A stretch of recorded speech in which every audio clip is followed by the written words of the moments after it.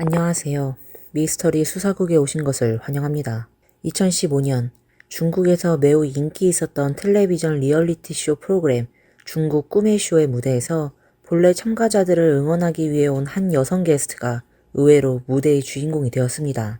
진행자의 열정적인 질문과 그 뒤에 서 있는 눈물을 흘리며 딸을 찾으러 온 중년 부부를 보고 그 소녀는 단호하게 친부모와의 재회를 거절했습니다. 我不愿意，因为我认定的父母就是我的养父养。 비록 그녀의 친모가 간절히 애원하며 후회한다고 말했지만 그 소녀는 무표정하고 차가운 얼굴을 한 채 아무런 반응을 보이지 않았습니다.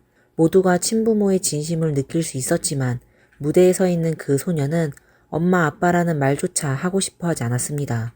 친모가 다가와 소녀를 꽉 껴안고 9,980만 원을 주고 딸과의 인연을 되찾겠다고 하며 무릎을 꿇고 용서를 구할 때 소녀는 얼굴에 명백히 당혹감과 조롱의 표정을 지었습니다. 친모의 눈물은 소녀에게 그저 한바탕 연극에 불과한 것이었습니다. 무대 위에서 모녀의 완전히 다른 행동은 진행자와 참가자들의 비판을 받았습니다.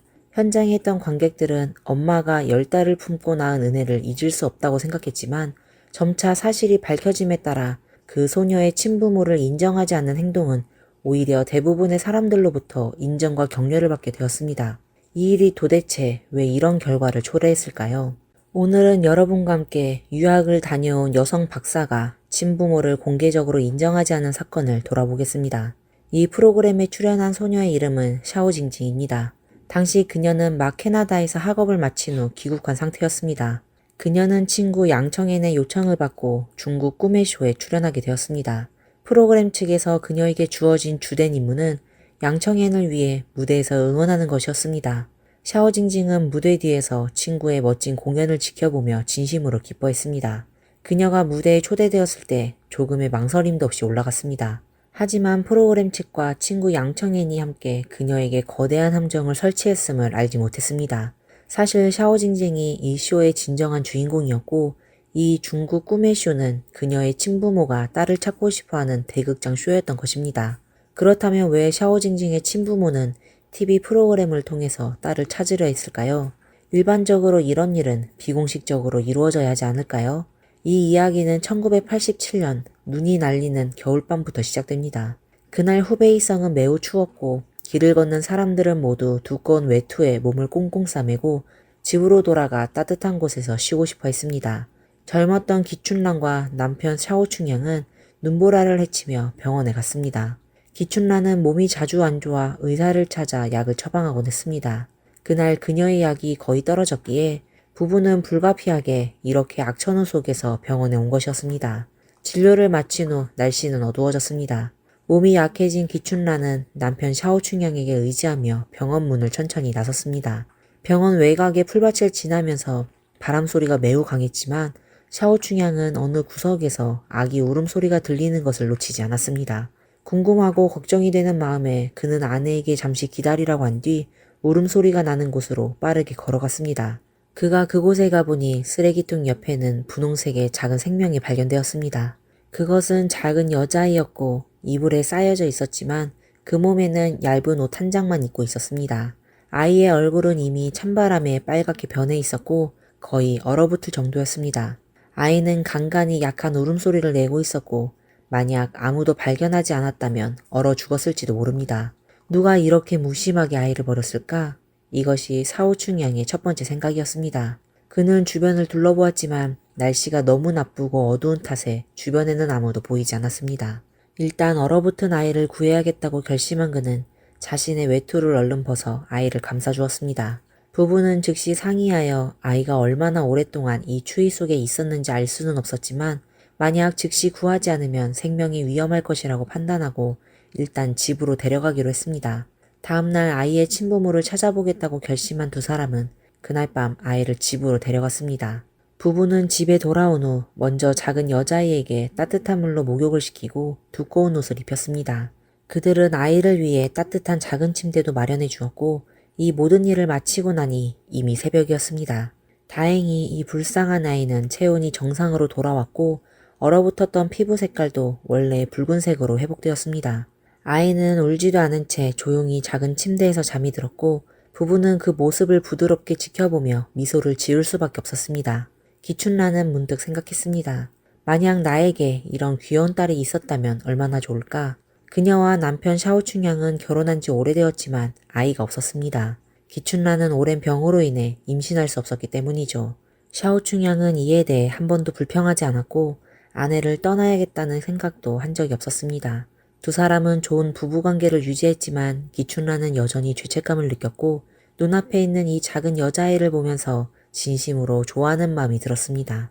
그러나 남편은 이렇게 말했습니다. 아이를 잃어버린 부모님은 분명 매우 걱정하고 있을 거야. 내일 아침 병원에 가서 아이의 친부모를 찾아서 그들이 가족을 다시 만날 수 있도록 하는 것이 가장 중요해. 그래서 다음날 샤오충양은 병원으로 돌아가 아이의 친부모를 찾으려고 했습니다. 그는 여기저기 물어봤지만 아이가 사라진 가정을 찾을 수 없었습니다. 결국 샤오충양은 경찰서에 가서 신고를 했습니다. 그 당시 사건을 처리하는 능력도 부족했고 지금처럼 곳곳에 설치된 CCTV도 없었기 때문에 수사는 쉽지 않았습니다. 경찰은 주변의 마을들을 돌아다녔지만 여전히 아이를 잃어버린 가정을 찾을 수 없었습니다. 결국 그 아이는 버려진 아이로 남게 되었고 경찰은 그 아이를 고아원에 보내 입양될 때까지 기다리라고 말했습니다. 병원 의사는 그 말을 들은 후 기춘란의 오랜 소망이 바로 아이를 갖는 것이라고 빠르게 말했습니다. 버려진 이 여자 아기가 샤오충양에게 발견된 것이 아마도 하늘이 그들에게 준 선물일지도 모른다고 생각했습니다. 기춘란과 샤오충양 부부는 원래부터 이 작은 여자아기를 매우 좋아했기 때문에 그들은 즉시 결정을 내리고 현장에서 이 아이를 입양하기로 했습니다. 부부는 이 아이를 자신들의 친딸처럼 키우고 모든 사랑을 주기로 맹세했습니다. 경찰과 병원의 도움을 받아 기춘란과 샤오충양은 관련 부서에 가서 입양 절차를 마쳤고 그들은 아이에게 매우 아름다운 이름인 샤오징징이라고 지어주었습니다. 그때부터 세 사람은 서로 의지하며 함께 살아가기 시작했습니다. 샤오충양과 기춘란의 경제적 상황은 그리 여유롭지 않았습니다. 샤오충양은 군을 제대한 후 지역의 한 면직 공장에서 근무하며 일하고 있었고 그의 수입은 매우 평균적이었습니다. 기춘란은 건강 문제로 집을 떠나 일을 할 수 없었고 집에서 가사를 돌보았습니다. 이렇게 해서 세 사람의 일상적인 생활비는 모두 샤오충양이 책임졌습니다. 샤오징징이 오기 전에는 아내의 의료비를 보조하며 겨우 생활이 가능했지만 이제 가족이 하나 더 늘어나니 돈이 부족해졌습니다. 그럼에도 불구하고 부부는 샤오징징을 잘 돌보겠다고 다짐하며 항상 가능한 한 좋은 물질적 조건을 제공하기 위해 노력했습니다. 예를 들어 샤오징징이 처음 집에 왔을 때는 쌀죽을 먹였지만 부부는 아이의 영양이 부족할까봐 모든 여유 자금을 들여서 분유를 구입했습니다. 1980년대의 분유는 고급품으로 가격도 매우 비쌌습니다. 샤오충양은 공장에서 일하는 것 외에도 두 가지 알바를 더했습니다. 비록 일이 매우 힘들고 돈을 아끼지 못했지만 샤오 집안의 분위기는 확 달라졌습니다. 평소 웃음이 드물었던 집안에 이제는 매일 웃음소리가 가득 찼습니다. 그들의 평범했던 삶도 샤오징징 덕분에 매우 풍성하고 다채로워졌습니다. 샤오징징은 매우 귀여운 아이였고 어릴 때부터 매우 착하고 똑똑했습니다. 사람들은 가난한 집 아이는 일찍 어른이 된다고 말하곤 했습니다. 샤오징징은 삶이 어렵다는 것을 알고 있었기에 부모를 매우 배려하며 항상 부모님을 웃게 하려고 했습니다. 피곤해 지쳐서 집에 돌아오는 아버지를 보면 그녀는 아버지의 신발을 바꿔주거나 등을 주물러주면서 자신이 반에서 1등을 했다고 자랑했습니다. 샤오충양은 딸의 우수한 성적을 듣고는 피로가 사라지고 기운이 나서 활력이 넘쳤습니다. 그는 딸 샤오징징이 바로 자신의 최고의 에너지원이라고 말하곤 했습니다. 시간은 1990년으로 접어들었습니다. 공장체제 개혁으로 샤오충양은 직장을 잃었습니다. 중년이 된 샤오충양은 다른 기술이 없어 정식 직장을 찾기 어려웠지만 다행히도 튼튼한 체력을 가진 그는 인맥의 도움으로 우선 수레를 끌고 다니는 일을 구할 수 있었습니다. 가끔 샤오징징은 어머니와 함께 아버지에게 밥을 싸서 가져다 주곤 했습니다. 아버지가 수레에 짐을 가득 실어 한 번씩 왕복하며 나르는 모습을 보면서 샤오징징은 아버지가 힘들어하는 것을 안타까워하면서도 동시에 열심히 일하는 것의 중요성을 깨달았습니다. 1995년 한 사업주가 샤오충양에게 가스통을 나르는 일을 제안했습니다. 한 가스통의 무게는 15kg이었고 그 당시 대부분의 아파트에는 엘리베이터가 설치되어 있지 않았지만 거의 모든 가정에는 가스레인지가 있었습니다. 그래서 고층에 사는 주민들은 가스통을 집까지 운반해줄 사람을 고용하곤 했습니다. 이는 매우 힘든 일이었지만 샤오충양은 군대에서 일했던 경험 덕분에 체력이 강했고 생활의 압박이 그에게 이 일을 거절할 이유를 주지 않았습니다. 그는 이 일을 여러 해 동안 계속했습니다. 세 사람의 생활은 여전히 힘들었지만 아무도 고통을 느끼진 않았습니다. 그들은 서로를 배려하며 함께 힘을 합쳐 살아갔죠.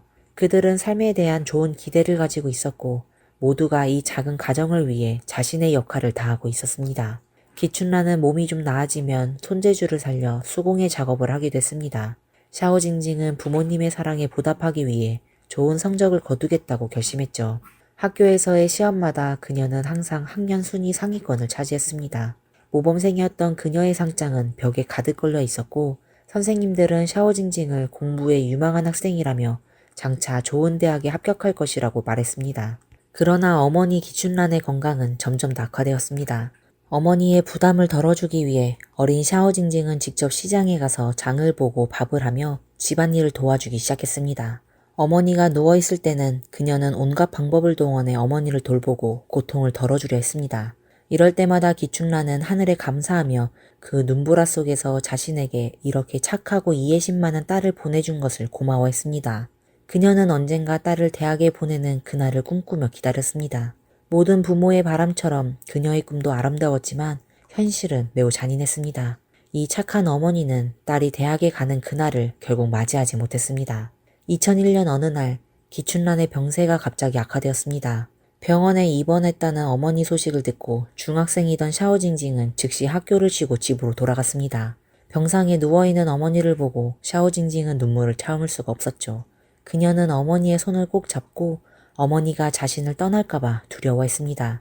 기춘란은 자신이 더 이상 버틸 수 없다는 것을 알았고 딸이 자신이 친생모가 아니라는 사실을 알게 되면 깊은 상실감을 느낄까봐 걱정했습니다. 또한 진실을 알게 된 딸이 샤오충양과 관계에 틈이 생길까 걱정했습니다. 그래서 샤오충양의 동의를 얻어 기춘란은 딸에게 사실을 털어놓기로 결심했습니다. 자신의 출생 배경을 알게 된 샤오징징은 기춘란과 샤오충양은 영원히 나의 진짜 부모님이고 나는 그들의 딸로 살아갈 것이라고 확고히 말했습니다. 샤오징징은 마음속으로 아주 분명히 알았습니다. 만약 양부모가 소중한 손길을 내밀지 않았다면 자신은 태어난 지 얼마 되지 않아 그 추운 겨울밤에 세상을 떠나게 되었을 것입니다. 비록 그 낯선 사람들은 생명을 주었지만 자신을 무정하게 버린 사람들이었습니다. 진정으로 자신을 사랑하고 돌봐준 사람은 위급한 순간에 자신을 키우기로 결심했던 기춘란과 샤오충양 부부였고 그들이 나에게 새 삶을 주었기에 자신이 지금 여기에 있는 것이었습니다. 또한 자식으로서 자신이 가장 큰 빚을 지고 있는 것은 기춘란과 샤오충양의 양육의 은혜뿐이라고 생각했습니다. 딸의 약속을 들은 후 기춘란은 마음이 편안해졌고 얼마 후 기춘란은 평화롭게 세상을 떠났습니다. 기춘란이 떠난 뒤 샤오징징은 더욱 집중해서 공부하며 돌아가신 어머니께서도 자랑스러워할 수 있도록 최선을 다했습니다. 2005년 고등학교를 졸업 후 치른 대학 입시에서 샤오징징은 기대에 부응하며 화중 농업대학교에 입학했습니다. 대학 시절 아버지 샤오충양의 부담을 덜기 위해 샤오징징은 계속해서 아르바이트를 하며 학비와 생활비를 스스로 해결했습니다. 아르바이트로 많은 시간과 에너지를 소비했지만 샤오징징은 똑똑한 머리로 학업에서도 항상 우수한 성적을 유지하며 장학금도 자주 받았습니다. 대학교를 졸업한 후 그녀는 대학원에 진학할 수 있는 기회를 얻었고 대학원 시절에도 학업에 게으르지 않았습니다. 결국 그녀는 캐나다 카필라노 대학교에서 동물과 수의학 박사과정을 위한 기회를 얻었습니다. 곧 해외로 유학을 떠나려던 샤오징징은 아버지와의 이별을 아쉬워했습니다. 한때 크고 강했던 아버지의 머리에는 이제 많은 흰머리가 자라났습니다. 그녀는 아버지가 여전히 가스통을 나르고 있다는 사실이 걱정되었습니다. 만약 아버지가 일이 힘들어서 다치기라도 하면 옆에서 돌봐줄 사람이 없을까봐 두려워했습니다. 하지만 샤오충양은 웃으면서 딸에게 계속 공부하라고 격려했습니다. 네가 학업을 끝내고 돌아올 때까지 나는 문제가 없을 거야. 비록 이 부녀는 혈연관계는 아니었지만 20년 넘게 쌓아온 서로에 대한 정은 혈액으로 이어진 관계보다 더 깊고 강한 것이었습니다. 그런 가운데 샤오징징이 해외로 떠나기 전 집에 2명의 불청객이 찾아왔습니다. 그들은 중년의 부부였고 자신들이 샤오징징의 친부모라며 딸을 되찾으러 왔다고 했습니다. 도대체 이게 무슨 일일까요? 사실 이 부부는 같은 마을에 살고 있는 양씨 집안이었습니다. 당시 이미 3명의 딸을 낳은 이 부부는 4번째 아이가 또 딸이라는 사실을 알게 된 후 크게 당황했습니다. 그들은 남자아이를 간절히 원했지만 가정의 경제 상황은 매우 어려웠고 계속해서 사업도 부진을 겪고 있었습니다. 결국 그들은 딸을 더 이상 부양할 수 없다고 생각하고 마음을 비우고 샤오징징을 병원 옆에 버리기로 결심했습니다. 그들은 희망하기를 좋은 인연을 가진 사람이 아이를 데려가길 바랬습니다. 경찰이 아이를 잃어버린 가정을 수소문했을 때 그들은 아이를 다시 데려가진 않았지만 샤오징징이 샤오춘양 가정에 입양되었다는 사실을 알게 되었습니다. 그 후 양씨 부부는 이제 경제 상황이 많이 나아졌고 샤오징징을 되찾기 위해 샤오춘양에게 50만 위안, 약 9,980만 원을 제시하며 그동안의 양육비를 지급하고 딸을 다시 찾겠다고 했습니다. 이 말을 듣고 샤오징징은 크게 놀랐습니다. 그녀의 친부모가 어디에 있는지, 왜 자신을 버렸는지, 혹시 말할 수 없는 이유가 있었을지 궁금해했지만 한 번도 자신을 태어나게 한 부모가 이렇게 가까운 곳에 겨우 몇 킬로미터 거리에 있다는 사실을 상상하지도 못했습니다. 我不愿意，因为我认定的父母就是我的养父养母，不是因为在我最需要父母的时候，他们没有出现，而且就在一个镇上 OK， 才几公里而已。对，为什么连看我都没有？ 샤오징징은 자신이 친부모를 찾으려던 마음을 더 이상 갖지 않게 되었습니다. 그녀는 어릴 때 입던 옷이 낡고 먹을 것이 부족할 때 친부모는 단 한 번도 찾아오지 않았습니다. 양부는 부채가 쌓이면서도 아내의 병을 치료하고 딸의 학비를 대기 위해 힘들게 일했지만 친부모는 아무런 관심을 보이지 않았던 것이죠. 대학에 다닐 때도 자신이 힘들게 아르바이트를 하며 학비를 벌고 있을 때 친부모는 그저 침묵을 지켰습니다. 그러나 이제 박사과정을 마치고 생활이 나아지자 필요 없을 때만 친부모가 나타났습니다. 샤오징징은 그들의 행동을 비웃을 수밖에 없었습니다. 이미 그녀의 마음은 깊이 상처받았고 친부모를 찾으려는 생각은 사라졌습니다. 그녀는 자신에게 부모는 오직 기춘란과 샤오춘양 뿐이라고 확신하게 되었습니다. 그녀의 마음속에는 더 이상 낯선 사람들이 들어올 자리가 없었습니다. 결국 샤오징징은 그 부부의 요구를 단호히 거절하며 다시는 찾아오지 말라고 부탁했습니다. 샤오춘양은 그들이 제시한 50만 위안, 약 9,980만 원의 양육비도 받아들이지 않았습니다. 양씨 부부가 떠난 후 샤오춘양은 딸의 손을 잡고 말했습니다. 네가 친부모를 만나고 싶다면 난 괜찮다. 내 마음을 걱정하지 말고 네가 가끔씩 나를 찾아와 주기만 하면 좋겠어. 샤오징징은 눈에 눈물을 가득 담고 대답했습니다. 내 어머니는 기춘란, 아버지는 샤오춘양, 그 외에는 없습니다. 이미 머리가 희끗희끗한 샤오춘양은 딸을 캐나다행 비행기에 태워보내며 여전히 매일 가스통을 나르고 있었습니다. 그는 다시 배우자를 찾지 않았고 혼자 살고 있었지만 결코 외롭지 않았습니다. 그는 무엇을 하든 달콤하게 느껴졌죠. 왜냐하면 먼 대륙에 있는 딸은 매일 그의 마음을 따뜻하게 해주었기 때문입니다. 시간은 2015년으로 흘렀습니다. 샤오징징은 박사학위를 취득하자마자 즉시 수년간 그리워했던 고국으로 돌아왔습니다. 그녀의 마음속에는 항상 그리운 아버지가 있었기 때문이죠. 해외에서 아무리 좋은 직장 조건을 제시해도 그녀는 깊이 뿌리를 내릴 생각을 할 수 없었습니다. 샤오징징은 상하이에서 좋은 직장을 찾았고 그때 양청엔의 전화를 받았습니다. 양청엔은 샤오징징의 친언니로 예전에 부모와 재회에 실패했을 때 그녀는 자발적으로 샤오징징과 연락을 시도했습니다. 샤오징징은 아주 현명한 사람이라 친부모와의 관계는 거절했지만 언니 양청엔과는 그지 거부감이 없었습니다. 결국 양청엔의 초대로 샤오징징은 중국 꿈의 쇼에 참석하기로 했고 그때의 모습이 영상의 첫 장면에 나왔습니다. 샤오징징은 친목 모임의 일원으로 무대에 초대되었습니다. 그때 양청엔은 자신의 소망이 바로 한 가족이 함께 찍은 사진을 갖는 것이라고 말했습니다. 이 말을 듣고 아무것도 모른 채 있던 진행자와 관객들은 눈물을 흘리며 감동했습니다. 그들은 마치 28년 전의 이별이 자신들의 일인 것처럼 느껴졌습니다. 이어서 무대의 관객들은 마치 도덕적 압박을 가하듯 샤오징징에게 그 자리에서 친부모를 인정하라고 강하게 설득하기 시작했습니다.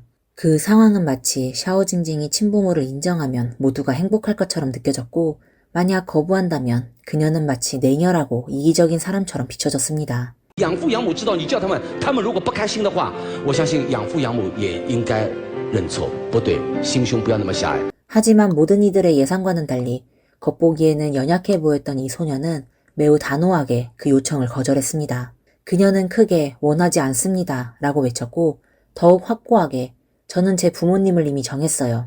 제 양부모님입니다 라고 말했습니다. 이를 본 진행자는 즉시 압박을 가하기 시작했습니다. 부모님이라고 부르는 게 뭐가 그렇게 중요하지? 만약 양부모가 동의하지 않는다면 양부모도 잘못을 인정해야 하지 않나? 조금만 마음을 열어보자. 양부모가 당신을 몇십 년이나 받아들였는데 다른 사람에게 엄마 아빠라고 한마디 하는 게 뭐가 그리 받아들이기 어렵겠어? 당신은 왜 그렇게 못하지? 그렇게 이기적이고 비열하게 굴지 말아라 라고 했습니다. 그러자 샤오징징은 즉시 반박했습니다. 제가 부모님이 가장 필요할 때 그들은 나타나지 않았어요. 게다가 그들이 사는 곳은 같은 동네인데 겨우 몇 킬로미터밖에 안 되는 거리에서 왜 한 번도 저를 보러 오지 않았죠? 신부모는 아무 말도 할 수 없었고 결국 프로그램은 급히 마무리되었습니다. 이후 양씨 집안은 자신들이 잘못했다는 것을 알게 되었고 다시는 샤오징징과 연락을 시도하지 않았다고 합니다. 그 후 샤오징징은 상하이에서 결혼하고 아이를 낳은 뒤 아버지 샤오충양을 데려와 함께 살게 되었습니다. 이제 샤오충양은 더 이상 가스통을 나르며 생계를 이어가지 않아도 되었고 딸과 사위의 보살핌을 편안하게 받아들이며 지냈습니다. 이 사건은 큰 사회적 파장을 일으켰고 많은 사람들이 이 사건을 통해 중요한 사회적 문제를 다시 한번 되돌아보게 되었습니다.